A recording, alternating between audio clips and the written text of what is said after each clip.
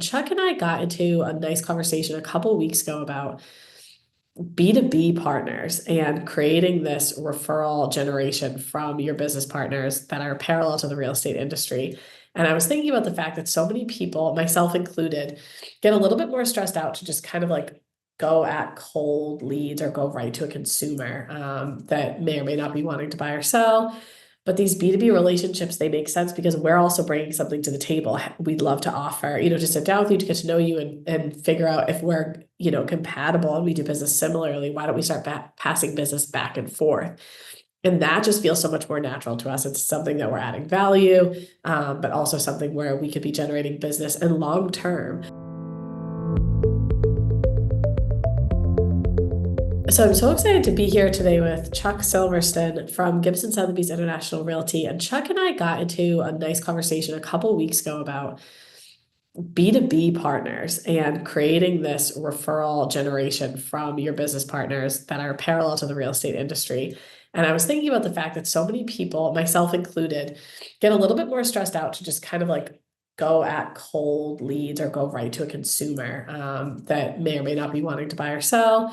But these B2B relationships, they make sense because we're also bringing something to the table. We'd love to offer, to sit down with you, to get to know you and figure out if we're, compatible and we do business similarly. Why don't we start passing business back and forth? And that just feels so much more natural to us. It's something that we're adding value, but also something where we could be generating business and long term. And so Chuck talks us through just how what that represents, which is a large part of his business in terms of referrals from his network that he's very strategically built. And just how he maintains those relationships, how he sets up the introductions, and what that sort of like web looks like. So I'm really excited to be here today with Chuck. Well, good afternoon, Chuck. Thanks, Nicole. How are you? I'm good. How are you? I'm doing good. Happy to be with you today. Yes, thank you for joining me. I'm excited. We have had this chat, I feel like two different times, like a long time ago. So I'm excited to finally be shooting this with you. Can you just introduce yourself to kick us off for the group? I know a lot of people listening are Gibson Sotheby's International Realty, so they would know who you are, but just in case. Sure, I'm Chuck Silverston with Gibson Sotheby's. I've been with Gibson for just about a year now, and I've been with the brand for about 10. Is our three unlimited offices recently joined you guys a year ago, and it's been a great year. And so I've been doing real estate for about 20 years, helping buyers, sellers, investors, and I primarily work out of the Brookline and Newton offices. But if there's dirt in Massachusetts, I go because I work by referral. I love it, and that's a nice segue because what we're going to discuss today is basically that. You have shared with me that one of the big things in your business plan basically is aligning business partners. And so being sure that you're working those B2B relationships for referrals. And I know we all value that, similar level of service, and that's a great thing for the client no matter what. But it sounds like you generate a lot of business that way. So I would love to dive into that with you today. Sure. I mean, my best year with it has generated 15 closed referrals from my business network in terms of financial advisors, loan officers, and the whole seven professionals we call the core seven.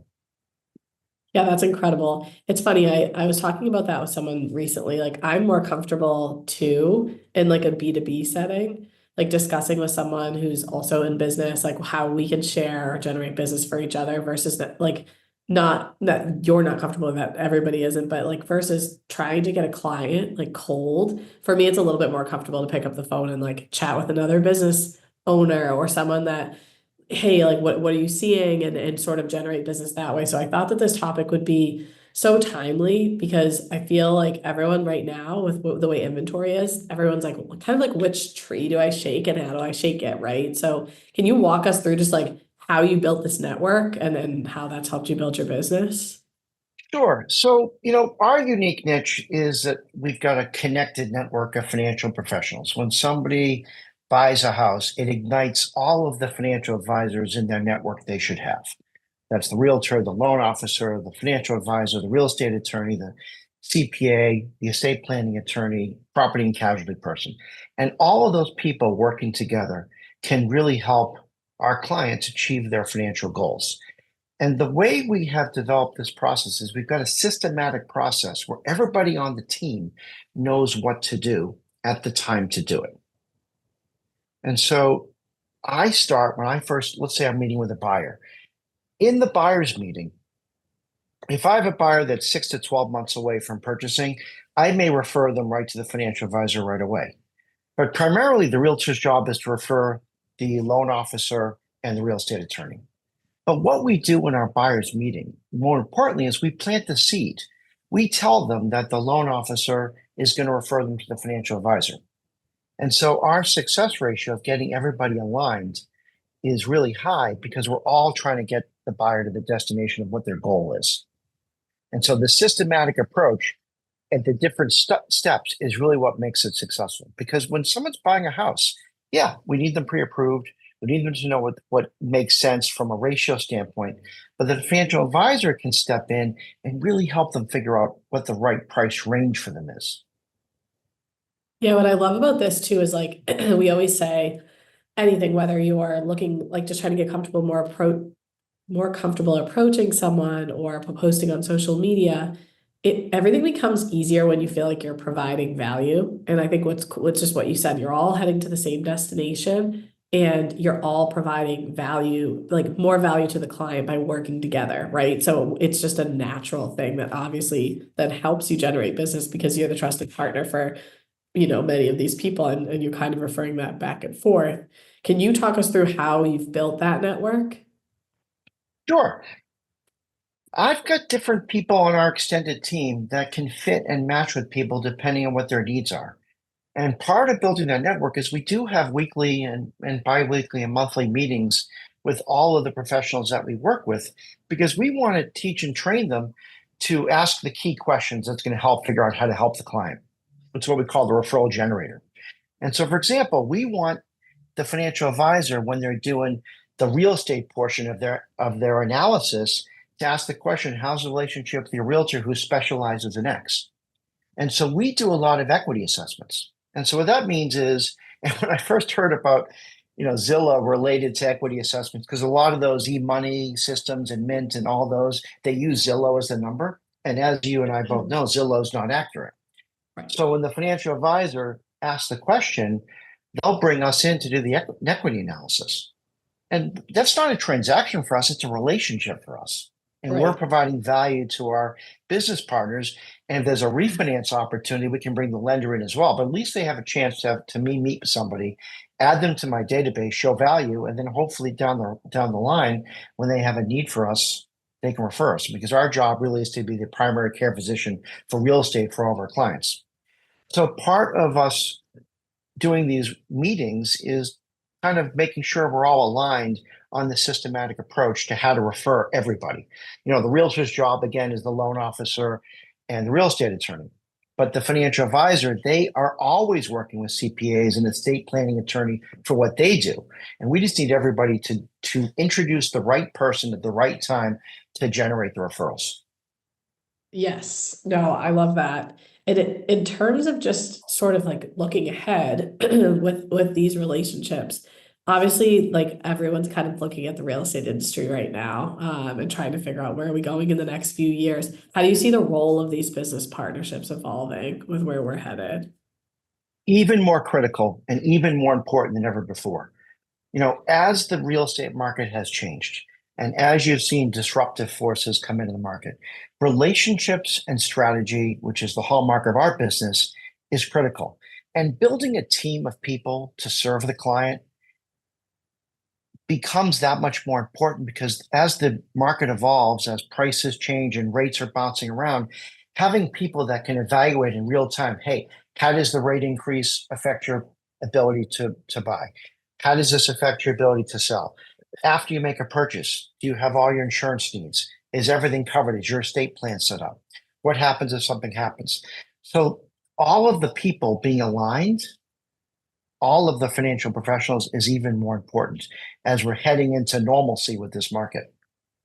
I couldn't agree more. I feel like everyone's looking for those actual relationship warm handoffs because anyone can go Google, really anything at this point.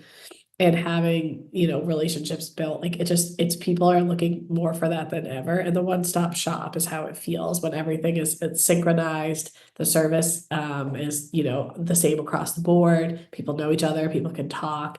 I think it's so important and it will continue to be something that, a way that you're really continuing to grow your business as well. Do you have any tips for someone that's just going to start, like just starting out and looking to build something like this?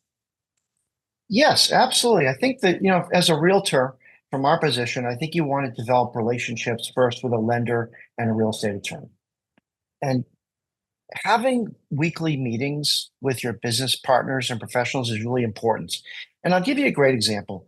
Uh, 15 years ago, when the FHA regulations for purchases were changing, and they keep changing all the time. Because I had a weekly meeting with my loan officer, I discovered that something was happening on October 31st of whatever year it was. And because I learned that the FHA program was going to change, when we made the offer for the client, we made sure the closing date happened before that date. Because if I hadn't had those weekly meetings and hadn't been understanding what's going on and hadn't had the kind of a pipeline meeting with your business partners, that would have been something that would have fallen through the cracks. So as you're starting out, you want to create these relationships because you never want to create adversarial situations when you're making referrals. You want to refer the lender that you trust, that you know, that's the right fit for the person. And as you're building a relationship with these people, then you can grow the sphere and grow the team and meet other people. There's different financial advisors that specialize in different things. So if you have a client that is specializing in that wants to buy investment property, you may refer them to this financial advisor that does that, or one that's more working with first-time home buyers. So it's really important to get your mini group set up first and then grow your group from there. But good communication is really important. And it's important to understand that we're referring relationships. It's not just that we're referring business, and the business will come. Like if you serve your clients and do a great job and surround them with a team of people that's only interested in their best interest and their financial plan, all the referrals will flow. And that's how I was able to do that one year and have consistent referrals. But I would say this business network of mine is one of my stronger pillars. Yeah, I love that. And it's something that will continue to serve you when you find the right people. And I love that you underscored education and communication. I think it's a big part of that. Obviously, you're being educated across the board. You're not just in a silo in your one, realm that we would exist in. And then the communication across the board with the partners and with the client. I also think when you said business will come, we should really double down on that. I was talking to someone somewhat recently that was saying that they get business from like a trust attorney. And they were saying that like a lot of times that's just, evaluation of the home as a like they're not necessarily always going to get that business. I think sometimes people will take your advice, like listen to this and say, okay, I'm going to go get these partners. And they might get one or two opportunities from someone that don't pan out. And then it's like, that's not working. But it is working. And the way the person said it to me was, I might not always get these listings because it's out of their control. But in my community, I'm getting into, a home I may not have been into a neighborhood I may not have been into. I'm getting an education. I know something that is going to come on the market, even if a different sibling selects, a realtor or whatever it is. So like you said, the business will come. And I think it's important when you're building these relationships, and obviously that's what you've done, is to just stay consistent and look at everything as an opportunity, even if it doesn't pan out to a direct deal or a direct client, because it is building something that's going to last long term. I completely agree with that. And I think that if you're serving your clients, and there's kind of two roles to have your business partners. Number one is to take care of them and their clients. And they're putting their name to you. So you want to make sure that you have their back and that you're making them look good. So when we do the equity analysis, we're helping them showing value. And at some point it's going to come back to us. So if you just focus on doing a great job for the client, as you said, and building those relationships, you never know what's going to come. And that's part of why we work with certain people, because they know that all they need to do is do a great job, adhere to the client's goals, and help the client build that strategy for what makes sense for them. So I guess one final question is just obviously, how do you get that buy-in? How do you get the clients to want to work with all of your partners and create those referrals?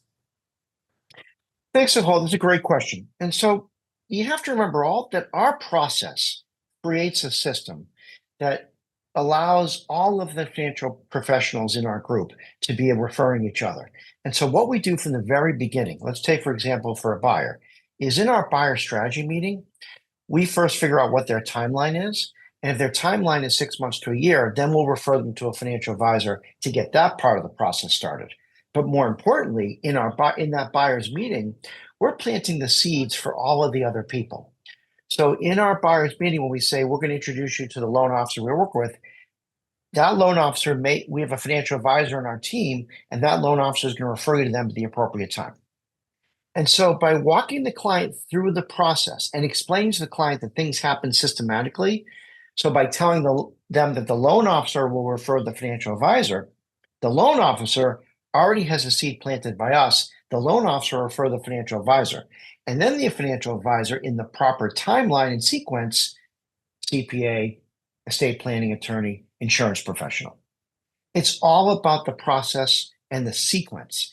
Because if I overload the buyer in that first meeting, hey, we're going to introduce you to this person, this person, this person, their head's going to pop off. So it Yeah, has to be done systematically in the right sequence, in the right timeline for when they need it. They it's a don't double need this. effect. Yeah, they don't need the property and casualty person now. Once they have something under contract, they do. They don't need the life insurance and disability and income replacement now. But after they buy a property, they need to set that up for their loved ones. So Right. it's all about the right timing. And it's all about putting together people who we trust, who only have the client's best interest at heart. Yes, I love that. No, I think it makes sense. And someone's holding their hand the whole time. You know, they're not getting overwhelmed at the beginning with here's a list of names. It's those warm handoffs and one triggers the next. That's Yeah, great. we're the quarterback for the process. So we manage the whole thing and make sure they're pointed in the right direction so that at the end of the day, the cobbler's kids don't not have shoes. And one other thing I'll ask you for anyone listening, what are you looking ahead at? What are you most excited about in terms of the market right now? I'm excited about this market because I think as all these changes, whether it's the brokerage fees or this change or that change, it's going to be a professionals market. So I'm looking forward to working with more professionals, growing my business, and doing a great job for our clients and being that trusted resource. So I think these changes are good, and I'm looking forward to continuing it. I couldn't agree more. Thank you so much, Chuck. You're welcome. Thanks for This having me, is Nicole. great.